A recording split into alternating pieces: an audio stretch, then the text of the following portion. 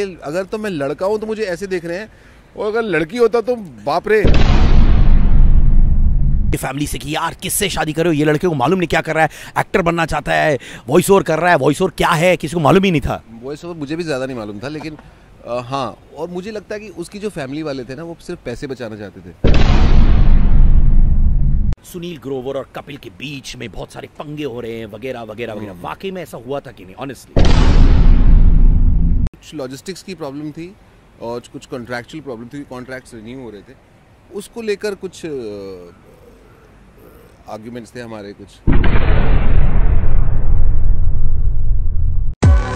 दोस्त जो भी करता है खुल के करता है। जब एक्ट्रेसेस पर लाइन मारता है खुल के मारता है, जब एक्टर्स पर लाइन मारता है खुल के मारता है, और आज भी खुल के बैठा हुआ है क्योंकि आज वो अपने शॉट्स पर स्विमिंग पूल के पास मुझे बैठा के इंटरव्यू करवा रहा है। Sunil Grover. Hello my friend Siddharth Kannan Sid K is right with मी।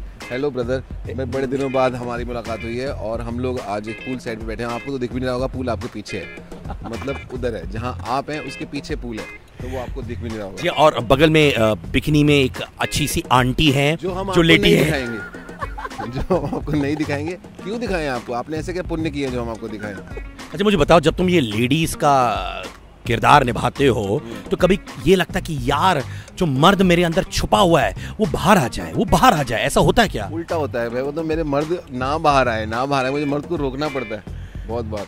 ऐसे क्या? हाँ, क्योंकि एक पहले तो मर्द के साथ आप मोस्टली रोमांस कर रहे थे, जब लड़की बना होता हूँ मैं तो एक मर्द के साथ रोमांस कर रहा होता है, उससे बात कर रहा हूँ तो मेरे को लगता है मेरा मर्द आ गया तो मैं कर ही नहीं पाऊंगा कुछ भी, और अगर लड़की होती है तब भी मैं रोकता हूँ कि मेरा मर्द बाहर नहीं आ जाए। यार पर एक कहानी है कि जब तुम एक वॉइस ओवर कर रहे थे और तुम घर से भागने की सोच रहे थे अपनी मोहतरमा के साथ, उस समय तुम्हारी गर्लफ्रेंड थी और तुमने वो भागने का प्रोग्राम रोक दिया था वो वॉइस ओवर के चक्कर में, वो कहानी बताना भाई। वैसे 3-4 कहानियां हो चुकी है, मैंने तो 1-2 शादियां भी कैंसिल कर दी है। मेरे को जब जॉब आता था तो मेरी शादी की फिक्स मैं शादी कैंसिल करके जॉब कर लेता था, बिकॉज हाँ वो पर्टिकुलर कहानी जो थी, हाँ मैंने वॉइस ओवर के चक्कर में शादी रोक दी थी 1 दिन के लिए। वो क्या हुआ? तुम्हारी गर्लफ्रेंड ने उस समय कहा कि मैं तुम्हें छोड़ रही हूँ, बदतमीज, ये सब गाली वाली बकी की नहीं कि भाई पैसे के चक्कर में तुम शादी रोक रहे हो? छोड़ देती तो अच्छा हो जाता, लेकिन छोड़ा नहीं उसने, बोला ही था सिर्फ। लेकिन हाँ उन दिनों मुझे काम से हमेशा बड़ा प्यार रहा है, नॉट मनी। तो मुझे ये था कि मैं काम कर लूँ, काम ऑफर हो रहा है, महीने में 1 जॉब 2 जॉब आती थी, वो भी शादी वाले दिन आ गई। मैंने कहा ठीक है शादी तो फिर भी कल भी हो जाएगी, जॉब का क्या पता कल आए ना आए। यार पर एक चीज़ है, ये तुमने जो टाका फिट किया अपनी वाइफ के साथ, कैसे हो तुम उसके पीछे पड़े कि वो तुम्हारे पीछे पड़ी, क्या सीन था यार? मुझे लगता है तूने ही डोरे मारे होंगे यार। हाँ? जब किस्मत ऐसी होती है कि जो किसी को टांका फिट होना होता है तो हो ही जाता है, तो किसी के ऊपर कोई पीछे नहीं पड़ता। सर्कमस्टांसेस थे, वो दिन थे, जो होना था तो वो हो गया। पर बहुत माने ऑपोजिशन था क्या उनकी फैमिली से कि यार किससे शादी कर रहे हो, ये लड़के को मालूम नहीं क्या कर रहा है, एक्टर बनना चाहता है, वॉइस ओवर कर रहा है, वॉइस ओवर क्या है किसी को मालूम ही नहीं था? वॉइस ओवर मुझे भी ज़्यादा नहीं मालूम था, लेकिन हाँ, और मुझे लगता है कि उसकी जो फैमिली वाले थे ना, वो सिर्फ पैसे बचाना चाहते थे, कंजूस थे। कंजूस थे, like you as you said. वो क्या करते थे, शादी के 1 हफ्ते बाद मान गए कि ठीक है लड़का तो बहुत अच्छा है। इसका मतलब मुझे शक हुआ कि शादी के लिए नहीं मान रहे थे, इसका मतलब यही है कि पैसे बचाना चाहते थे सेरेमनी के, और मेरे मम्मी पापा ने लगाए सारे, तो यही कारण था शायद। तो माने तुम्हारे मम्मी पापा ने सब खर्च किए, अभी भी तुम सुनाते हो ये सब अपने फादर इन लॉ को कि नहीं? ये तो वो देख रहे, नहीं ऐसा कुछ नहीं है, आप बड़े अच्छे हैं, अपनी लड़की वापस ना मंगवा ले, वो बहुत अच्छा है, सब अच्छा, आप बड़े अच्छे हैं, आपने पैसे नहीं बचाए। 1 हफ्ते नहीं 1 महीना तो लेते कम से कम मानने में। भाई तुम्हारी करिश्मेटिक पर्सनालिटी ऐसी है यार, तुम्हें देख के ही वो बने बोलेंगे वाह क्या सन इन लॉ मिल रहा है। हाँ, तो शादी के 2 दिन पहले मान जाते ना, 4 दिन पहले मान जाते, जब टेंट बुक करना था, जब वेन्यू बुक करना था, तब नहीं माने वो। यार मुझे याद है कि जब मैं तुम्हारे बेटे के फर्स्ट बर्थडे पर आया था, मैंने सोचा पूरी पार्टी बेटे पर डेडिकेटेड होगी, आंखों में आंसू होंगे और तुम कमबख्त अपने लिए गाना गाने लगे। वो क्या कहानी है भाई? बेटा बेटे की फर्स्ट बर्थडे पे माने पापा अपने बारे में गाना गा रहा है। क्योंकि मेरा बड़ा यकीन है कि वो सब लोग बोलते थे गुड लुकिंग है मोहन, तो मैंने बोला पापा पे लुक्स गए हैं उसके। एक गाना भी बनाया था उन दिनों में, इफ यू रिमेम्बर। सुना देना यार। हाँ, गाना ओरिजिनल था, बिल्कुल ओरिजिनल।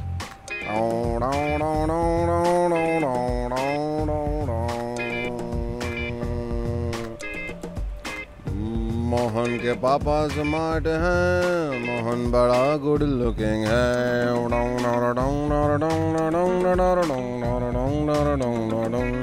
लुक्स गए हैं पापा पे, मोहन के पापा स्मार्ट हैं, मोहन के फीचर शार्प हैं, लुक्स गए हैं पापा पे। तो एग्जैक्ट लिरिक्स याद नहीं है, लेकिन बहुत टाइम हो गया, 4-5 साल हो गए उस बात। माने हम लोग सब कुर्सियों से गिर गए कि यहाँ पे हम लोग सोच रहे थे कि सुनील ग्रोवर द फादर अपने बेटे के लिए गाना गाएगा और वो अपने बारे में गाना गा रहा था। यार कैसा है तू यार।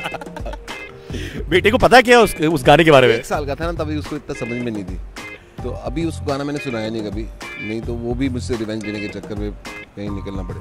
पर मुझे बताओ, तुम जैसे हार्ट को मर्द, कैसनोवा, लवर बॉय, जिसका दिल लड़कियों पर बहुत जल्दी आता है, जब महिला बनते हो तो कहीं कहीं तुम्हें लगता है यार नहीं नहीं नहीं, I want to be Sunil Grover through and through, ऐसा होता क्या है? Honest confession.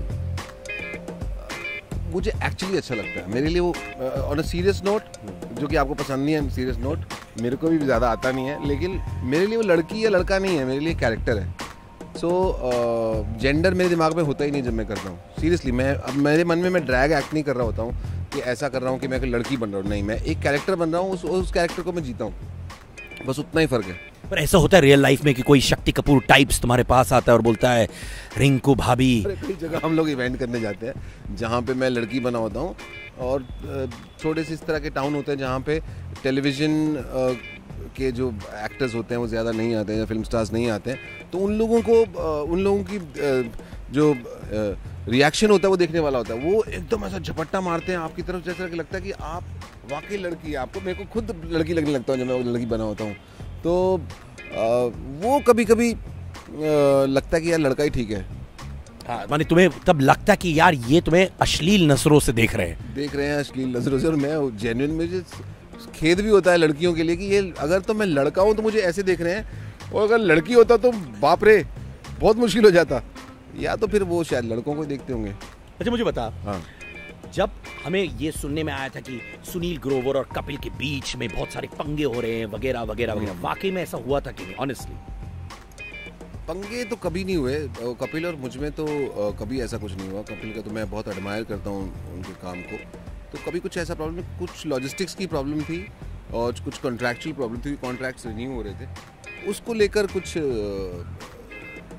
आर्ग्यूमेंट्स थे हमारे, कुछ डिसएग्रीमेंट्स थे, तो बस उतनी सी बात थी। तो कपिल और मुझ में कभी कोई प्रॉब्लम नहीं है। बट ऑनेस्ट बताओ, जब तुम वो शो छोड़ के चले गए थे, कभी ऐसा था कि यार मैं कपिल को फोन उठाकर बोलूं सॉरी मेरे भाई, आई लव यू, बिकॉज इतने सारे कंट्रोवर्सीज, रूमर्स आ रहे थे? उस दौरान भी हमारी बात होती रहती थी, ऐसा नहीं था कि हमारी बात नहीं हो रही थी। And he understood, he also knew कि कॉन्ट्रैक्चुअली ये डिसएग्रीमेंट है। उसमें भी he also couldn't help, because it was between me and the channel that we were discussing various things, the exclusivity and a little money part and couple of other things. So वो सारी चीज़ें थी जो कि कोई कुछ नहीं कर सकता था उसके बारे में। क्या बात है, मानी वो सब सिर्फ अफवाहें थी? अफवाहें नहीं थी, तो वो अगर डिसएग्रीमेंट तो था। अब हाँ, उसके अपने अपने वर्जन थे लोगों के, जो लोगों ने कहा, तो ऐसा कुछ नहीं है। हाय, मैं हूँ सुनील ग्रोवर और आप सुन रहे हैं इश्क खुल के।